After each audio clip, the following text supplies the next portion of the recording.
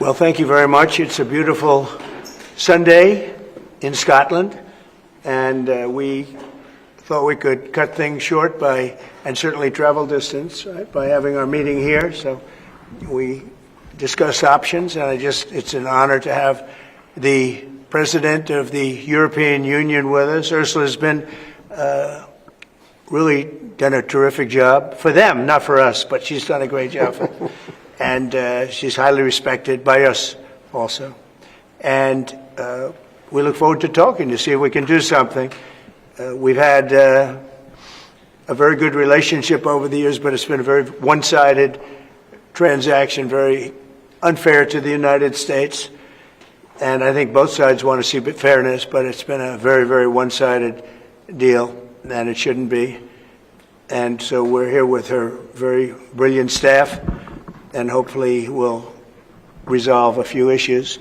But it's a great honor. You know, we just built this ballroom, and we're building a great ballroom at the White House. The White House has wanted a ballroom for 150 years, but they never had a real estate person. You know, no president knew how to build a ballroom. But this just opened, you know, relatively short time ago, and it's been quite the success. And I think, I was just saying, I could take this one, drop it right down there, and it would be beautiful. This is exactly what they've wanted. But it's an honor to have you at the new ballroom at Turnberry. And thank you very much. Thank you. Thank you very much, Mr. President. Thank you very much for inviting me here. Indeed, it is today about trade between the European Union and the United States. We're together the two largest economies worldwide. Right. If you look at the trade volume, it's the biggest trade volume globally, with $1.7 trillion among us. And if you look at our markets, it's a huge market, 800 million people if you take the United States and the European Union. So I'm very much looking forward to the discussions we will have now.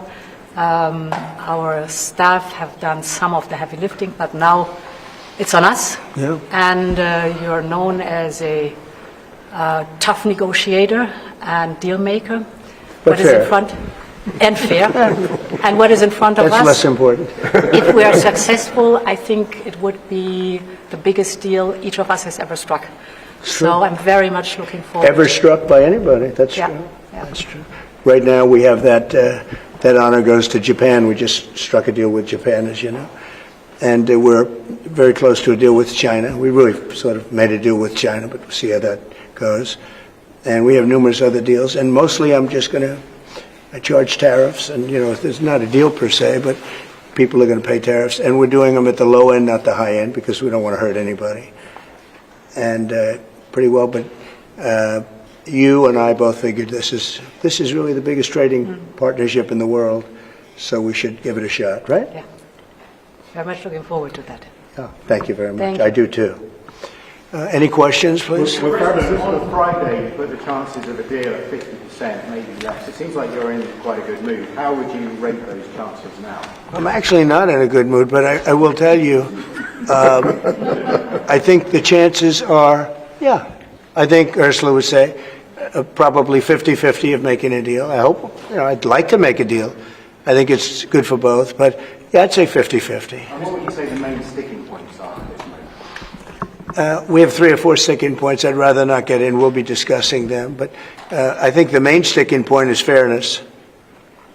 Okay. Well, please. Why you're in a bad mood? Was it a bad morning of golf, or why you're not in a good mood? No, the golf was beautiful. Golf can never be bad, even if you play badly. It's still good. If you had a bad day on the golf course, it's okay. It's better than other days. But no, I think I look forward to this meeting. You know, we've had a hard time with trade with Europe, very hard time, and I'd like to see it resolved. But if it isn't, we'll, have tariffs, and they'll do what they have to do. But we have a good chance of getting it resolved. We'll probably know in about an hour. It shouldn't take that long. It's complicated, but not really complicated when you get right down to it, right? Well, pharmaceuticals. August 1st deadline? Is there any chance that gets... No. The August 1st is there for everyone. The deals all start on August 1st. Most of the deals, other than steel and aluminum, which we've been getting 50% tariffs from I guess just about everybody, and those have come in, and we've taken in, hundreds of billions of dollars just on steel and aluminum. You've seen the numbers. We had a tremendous amount of money come in over the last month, and it's coming in, very rapidly, which is fair. We have a lot of steel mills and plants, aluminum mills and plants being built. We have a lot of AI being built, and we have a lot of auto plants being built or going to be built because they don't want to pay tariffs. So, if they don't want to pay tariffs, the best way to do it is just build your plant in the United States. Yes, please. What do you expect from the Europeans in terms of opening their markets to American products? Well, they have to open up to American products. We're open to European products, and we have been for forever. I don't think we have... We just about don't have any. I don't think we have any product that we say you can't sell. I guess you could get a little bit cute with chips, but that's, a little bit different category too. No, Europe is very closed. We don't sell cars into Europe. We don't sell essentially agriculture of any great degree. They want to have their farmers do it, and they want to have their car companies do it. I'm not saying anything that nobody knows. We have a rough situation. If we want to sell cars in Europe, we're not allowed to.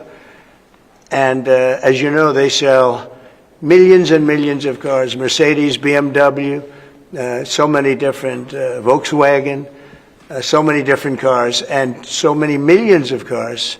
I would imagine number one, I didn't look at that, but I would imagine number one by far, more so than even Japan. Japan sells a lot of cars too. But the Japan deal worked out very favorable, very good. I hope for them too. And that's what we want to do, make everybody happy. Yes, please. Mr. President, should Israel be doing more to allow food into Gaza? Say it. Should Israel be doing more to allow food into Gaza? What did you say? Should Israel be doing more to allow food into Gaza? Well, we gave $60 million 2 weeks ago, and nobody even acknowledged it for food. And it's terrible. You really at least want to have somebody say thank you. No other country gave anything.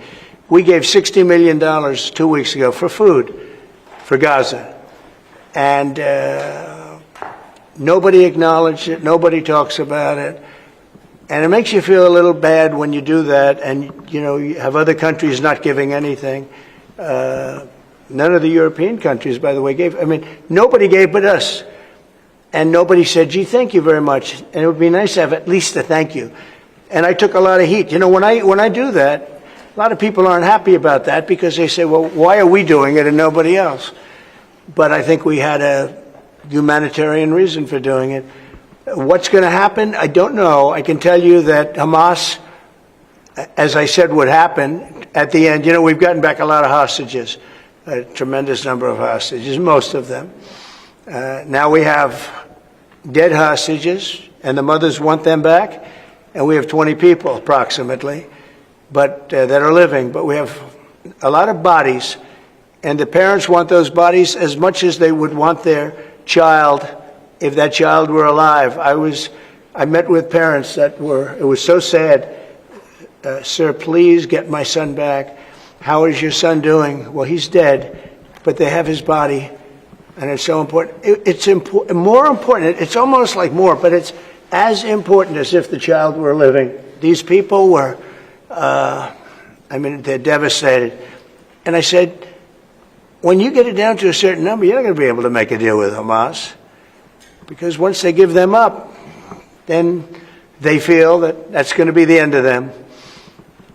And what I said is exactly true. They had a routine discussion the other day, and all of a sudden they hardened up. They don't want to give them back.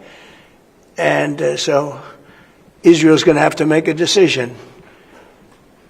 I know what I do, but I don't think it's appropriate that I say, but Israel's going to have to make a decision. Mr. President, when you were in the Middle East, you talked about the images coming out of Gaza and the starving kids. Those images are still going. Many of them are much worse. Thinner children, starving. What do you see or feel when you look at those images today? Well, it's terrible. When I see the children, and when I see, especially over the last couple of weeks, and people are stealing the food, they're stealing the money, for the food, they're stealing weapons, they're stealing everything. It's a mess. That whole place is a mess. The Gaza Strip, was given many years ago so that they could have peace. That didn't work out too well. When Israel gave that up, whoever was the prime minister at the time, who I know who it was, but it was not exactly a very clever thing to do, because that was given so that they finally have peace, and it's actually made the situation worse. But we'll see what happens. I think Iran is acting up. I think that we have a lot of people we have Venezuela acting up in a different way. They continue to send people that we rebuff to our border. They continue to send drugs into our country. Venezuela, they've been very nasty, and we can't let that happen.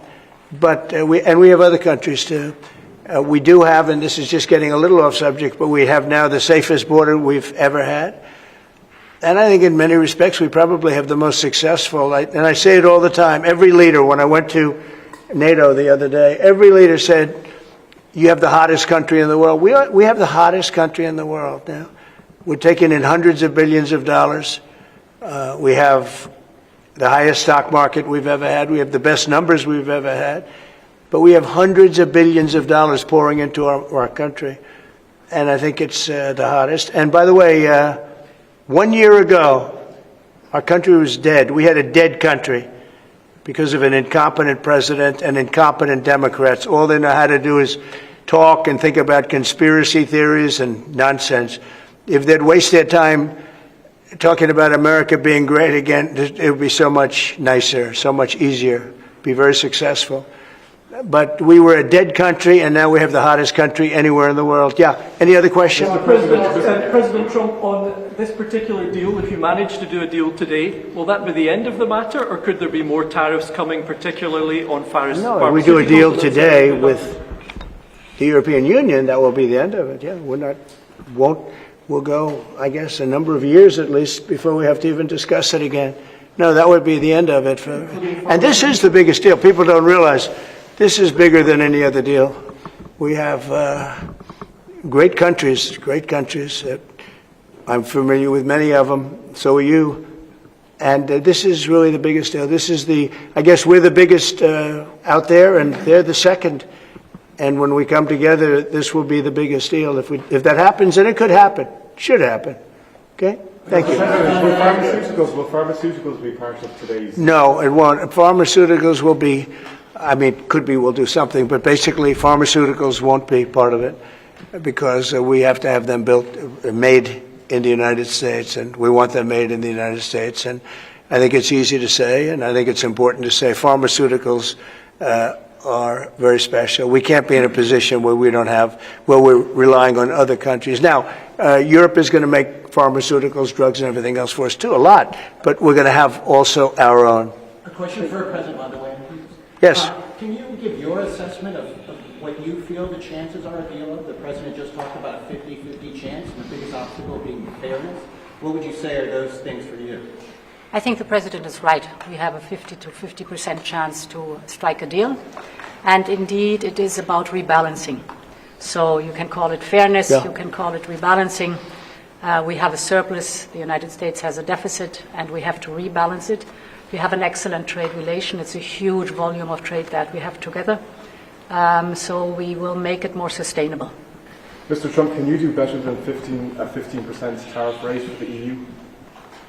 Better meaning lower? Yeah. No. Mr. President, to return to Gaza, you're going to meet the British Prime Minister tomorrow. He's going to ask you to consider again peace talks between Israel and Hamas. Are you now saying there is no point in trying to resolve? Well, we're meeting about a lot of things. We have our trade deal, and it's been a great deal. It's good for them and good for us, I think. The UK is very happy. They've been trying for 12 years to get it, and they got it, and it's a great trade deal for both. It works out very well. But we'll be discussing that. I think we're going to be discussing a lot about Israel. They're very much involved in terms of wanting something to happen. He's doing a very good job, by the way. Also on Gaza, sir, did you speak with Prime Minister Netanyahu this weekend about getting more aid into Gaza? I talked to him, yeah, I did. I talked to him about a lot of things. I talked to him about Iran.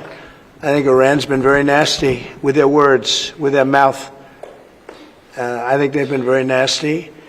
they got the hell knocked out of them, and I don't think they know it. I actually don't think they know it. They really do. The whole thing's a con job. We have a lot of con jobs going on. But Iran was beaten up very badly, for good reason. We cannot have them have a nuclear weapon. But they still talk about enrichment. I mean, who would do that? You just come out of something that's so bad, and they talk about, we want to continue enrichment. Who would say that? How stupid can you be to say that? So we're not going to allow that to happen. We're not allowing that to happen. Did you talk about more aid into Gaza? Will I do more aid? Yeah. The U.S. is going to do more aid for Gaza, but we'd like to have other countries participate. We're going to mention that to the European Union today. That's an international problem. It's not a U.S. problem. It's an international problem, and we're giving a lot of money and a lot of food and a lot of everything. If we weren't there, I think people would have starved, frankly. They would have starved, and it's not like they're eating well. But a lot of that food is getting stolen by Hamas. They're stealing the food. They're stealing a lot of things. You ship it in and they steal it. Then they sell it. On Friday, You said that Europe is being crushed by mass migration, and I wonder whether your friends on this side of the room agree with you on that. Well, I'd let you respond to that if you'd like. So we have been working intensively on the topic of irregular migration. And we have, from the very beginning, said that migration is a European challenge that needs a European answer. As Europeans, we will fulfill our international obligations, as we've done in the past, also in the future. But we, as Europeans, are the ones who decide who comes to the European Union and under what circumstances, and not the smugglers and traffickers. That's the principle in which we are working. Dream big. I will say this, they did ask me when I got off the plane, immigration, Europe has a tremendous problem, and we do too, but we've sealed our borders. We have nobody coming in, and we have hundreds of thousands of people being taken out, and the bad ones first, and I think we're doing a very good job of that. But it literally registered 0 people last month. You probably saw that, nobody. And Europe has a very similar problem. I think they're going to end up in the same place. You might as well go there quicker. And the other thing I say to Europe, we will not allow a windmill to be built in the United States. They're killing us. They're killing the beauty of our scenery, our valleys, our beautiful plains. And I'm not talking about airplanes. I'm talking about beautiful plains, beautiful areas in the United States. And you look up, and you see windmills all over the place. It's a horrible thing. It's the most expensive form of energy. It's no good. They're made in China, almost all of them. When they start to rust and rot in 8 years, you can't really turn them off. You can't bury them. They won't let you bury the propellers, the props, because they're a certain type of fiber that doesn't go well with the land. That's what they say. The environmentalists say you can't bury them because the fiber doesn't go well with the land. In other words, if you bury it, it will harm our soil. The whole thing is a con job. It's very expensive. And in all fairness, Germany tried it, and wind doesn't work. You need subsidy for wind, and energy should not need subsidy. With energy, you make money. You don't lose money. But more important than that is it ruins the landscape. It kills the birds. They're noisy. You have a certain place in the Massachusetts area that over the last 20 years had 1 or 2 whales wash ashore, and over the last short period of time, they had 18, okay? Because it's driving them loco. It's driving them crazy. Now, windmills will not come. It's not going to happen in the United States, and it's very expensive, and I would love to see. Today I'm playing the best course, I think, in the world, Turnberry. Even though I own it, it's probably the best course in the world, right? And I look over the horizon and I see 9 windmills, like right at the end of the 18th. I said, isn't that a shame? What a shame. You have the same thing all over Europe in particular. You have windmills all over the place. Some of the countries prohibit it, but people ought to know that these windmills are very destructive. environmentally unsound, just the exact opposite. Because the environmentalists, they're not really environmentalists, they're political hacks. These are people that, they almost want to harm the country. But you look at these beautiful landscapes all over the world. Many countries have gotten smart. They will not allow it. They will not. It's the worst form of energy, the most expensive form of energy. But windmills should not be allowed. Okay. On Cambodia and Thailand, you spoke to leaders of those countries. I did. Are they doing enough to stop the fight? I hope so. You're talking about Cambodia and Thailand? So I had an interesting time. We're dealing with Thailand, and we do a lot of trade with Thailand and with Cambodia. And yet, I'm reading that they're killing each other, they're fighting, they're in a war.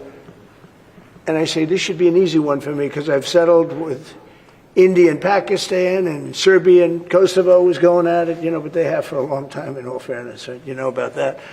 And others, the Congo. And what's gone on there. That's been a horrible thing with Rwanda.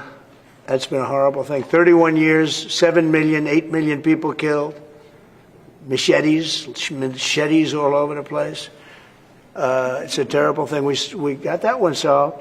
We did 5 of them. And I was saying, we have a trade deal. We were working on we finalized another trade deal yesterday. And I asked my people, I said, how are we doing with Cambodia and how are we doing with Thailand? And they say they're going to be coming in at some point to talk. I said, well, let's call them right now. So I called the prime ministers of each. And I said, we're not going to make a trade deal unless you settle the war. A lot of people are killed, you know that, in a short period of time. The border, they're fighting pretty like wild.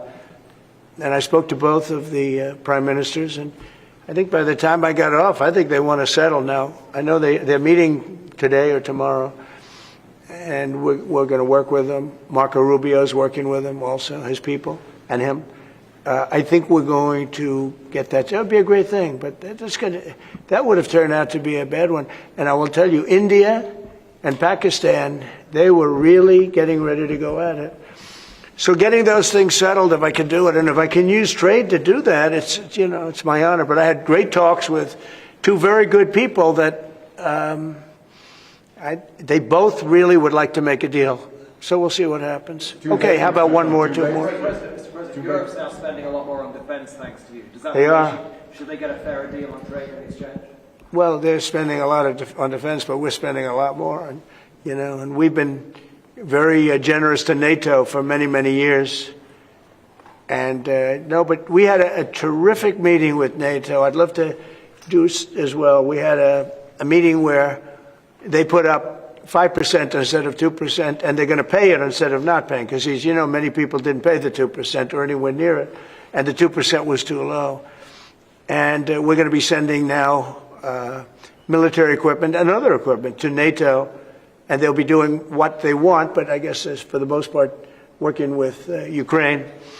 But we had a fantastic meeting. I guess it's now almost 4 weeks ago. One of the best meetings they've ever had at NATO, and the spirit and the coming together was incredible. And I stood and I listened to almost 30 speeches. That was a lot. And I was really late, and I had to leave, but I didn't want to leave before those last 10 spoke, because they'd go home and they'd tell their wife, Trump left. And they were so nice to the United States. They were all mentioning the United States, and me, but they were mentioning the United States to be here. It's such an honor, et cetera. And I thought it would have been inappropriate. But I did stay. It was very hard, because I was extremely late for something else that was, pretty important. And we had a tremendous NATO meeting. I'm sure you heard that too. Yep. It was great. There's some great people that you deal with on 2 fronts, right? But you deal with on primarily the trade front. But I will tell you, they came together, and the relationship is really good. That was an interesting question, because you probably have reported it that way. It really, we came together, and they went from 2% to 5%, which nobody would have thought that was even, who would even think that? Because they didn't want to be at 2%. All of a sudden, they're 5%. And that's the right number. And so it was a great honor. I got to know the heads of those countries really very well at that meeting almost a month ago. Okay? Thank you very much, everybody. We'll let you know what's happening. Will you be visiting your Irish golf course anytime soon, Doonbeg? I will. I love Doonbeg. I'll go. It's not in the strip, but I'll go soon. Okay? Thank you very much. Thank you. Thanks, guys.